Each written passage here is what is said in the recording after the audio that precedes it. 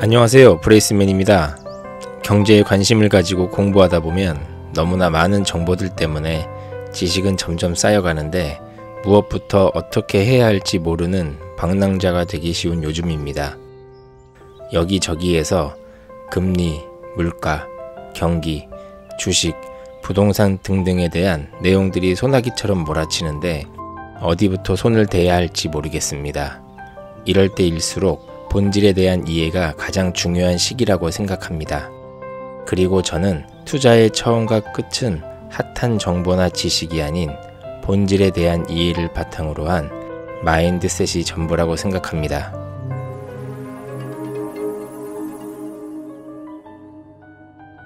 여러분, 미의 여신 아프로디테의 아들 에로스의 연인인 푸시케를 기억하시나요? 얼마 전 우연히 미술사에 대한 책을 보다가 1903년 워터하우스가 그린 황금 상자를 여는 푸시케라는 작품을 봤는데 정말 비너스가 시기 질투할 정도로 미인이더라고요. 그런데 갑자기 이런 생각이 들었습니다. 비록 신화지만 푸시케가 살았던 수천 년 전에도 황금을 사람들이 좋아했다는데 우리가 살고 있는 세상에 수많은 물질들이 있는데 왜 하필 금을 최고의 물질 중 하나로 여길까 하는 의문이 생겼습니다. 그래서 오늘은 골드에 관해 궁금해서 읽었었던 제임스 리카즈의 금의 귀환이라는 책의 내용을 공유해 보려고 합니다. 예전에는 돌잔치에 초대를 받으면 을의 종로 귀금속 거리에 가서 돌반지를 샀던 기억이 납니다. 그런데 어느 순간부터는 돌반지 대신 현금을 준비하는 비중이 절대적으로 늘어난 것 같은데요. 이유는 단 하나, 금값이 너무 올라서였습니다. 예전 한 돈에 10여만원 했던 돌반지 가격이 20-30만원을 훌쩍 넘기다 요즘은 40만원에 육박하니 돌잔치 선물로 돌반지를 선물하기가 여간 부담스러운 게 아니더라고요. 그러고 보니 치과의사만큼 일상생활에서 금을 쉽게 접할 수 있는 직업이 흔치 않은데 금에 대해 너무 무지한 저 자신을 반성하며 왜 사람들은 금에 열광하고 금의 가치와 본질은 과연 무엇인지 그리고 화폐로서 가치는 어떻게 되는지 알아보려고 합니다.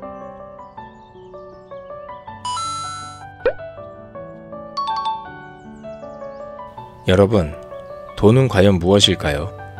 우리는 보통 돈이라 하면 지폐 혹은 동전만을 상상하지만 그것은 그저 수많은 돈의 일부일 뿐입니다.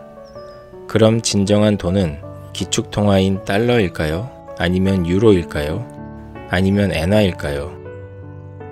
1971년 8월 닉슨 대통령이 금 태안제를 철폐한 이후 달러는 금으로부터 자유로워졌습니다. 특히 2008년 금융위기나 2020년 코로나 사태 등으로 경기를 부양시키기 위해 돈을 푸는 양적 완화 정책을 펼칠수록 달러의 가치는 점점 떨어질 수밖에 없습니다. 그러면 오늘날 국제 통화 시스템에는 기준을 잡아줄 진정한 화폐의 존재는 없을까요? 세상이 아무리 변해도 변하지 않는 기준이 될 만한 그 무엇 말입니다. 여러분은 고등학교 화학 시간에 배운 주기율표를 어렴풋이 기억할 것입니다. 사각형 안에 하나의 원소가 정방 행렬로 가로 18개, 세로 9개가 있으며 가장자리는 불규칙한 형태를 보이는 주기율표 말입니다. 여기서 중요한 점은 하나의 원자 혹은 분자 결합물로 만들어지지 않는 것은 실제로 우주에 존재하지 않는다는 사실입니다. 제임스 리카즈는 진정한 화폐를 찾고자 한다면 여기서 찾아야 한다고 합니다. 그러면 왜 제임스 리카즈는 금이 가장 궁극의 화폐라고 얘기할까요? 다음은 런던 대학 화학가 안드레아 셀라 교수의 이야기를 들어보시죠.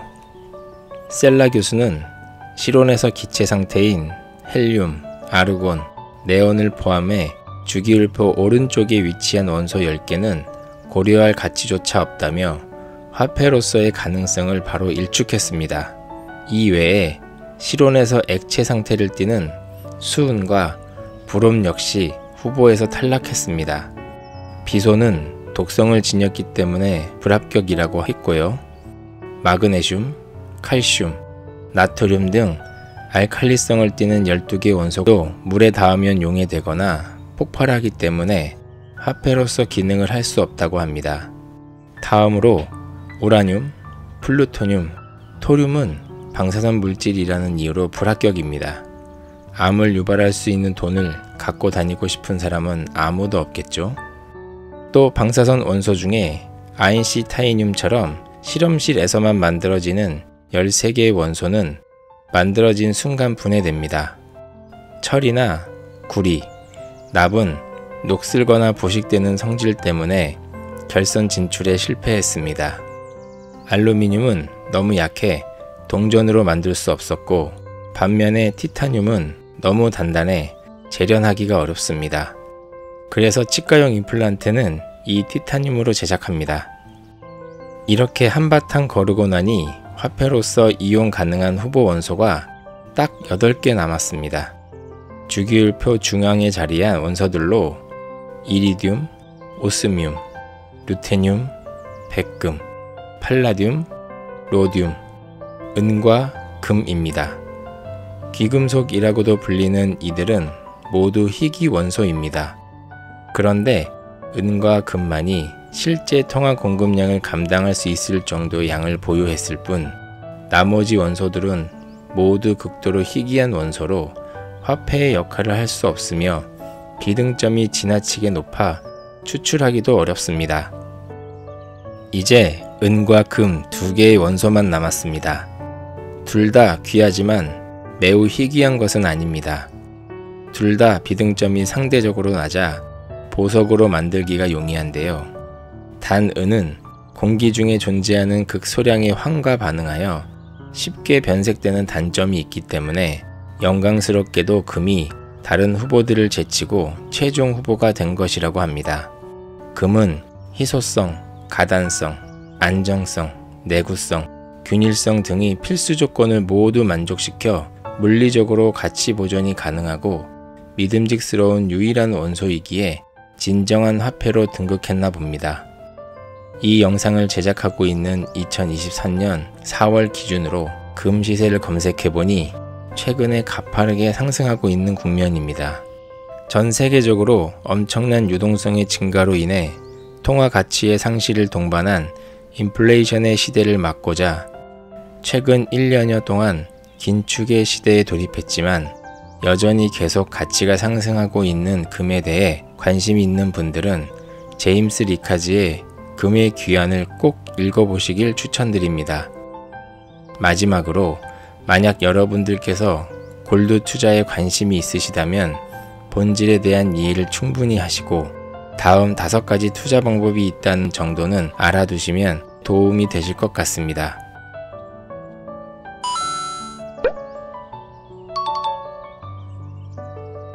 첫 번째 방법은 금 실물에 직접 투자하는 것으로 금을 직접 소유할 수 있다는 점에서 많은 이들이 선호하는 방법이나 구매할 때 부가세 10%를 추가로 내야 한다는 사실은 알아두셔야 합니다. 두 번째 방법은 골드 뱅킹이라고도 불리는 금 통장을 이용하는 것입니다. 금 통장에 입금하면 해당하는 금액만큼 무게로 환산돼 투자할 수 있으며 0.019g 단위로 거래할 수 있어 소액 투자가 가능하나 사고 팔 때 1% 내외의 수수료가 부과되며 실물 금을 찾을 시 역시 부가세 10%와 수수료가 부과됩니다. 단 은행에서 가입하지만 예금자 보호 대상이 아니라는 점 또한 주의하셔야 합니다. 세 번째 방법으로는 KRX 금시장을 통해 금 현물에 투자할 수도 있는데 증권사에서 KRX 금 계좌를 개설한 뒤 주식 매매와 유사하게 실시간으로 투자할 수 있습니다. 차익에 대한 양도소득세나 배당소득세도 부과되지 않지만 실물이 아닌 파생상품에 가깝기 때문에 골드 투자의 본질에 맞는지는 잘 생각해 보셔야 합니다. 네 번째 방법은 금 상장지수 펀드, 즉 금 ETF를 통한 투자가 있습니다. 금 ETF는 대부분의 금의 선물이나 현물 가격 지수를 추종하는 펀드입니다. 이건 역시 파생상품에 가깝기 때문에 투자 시 주의해야 합니다.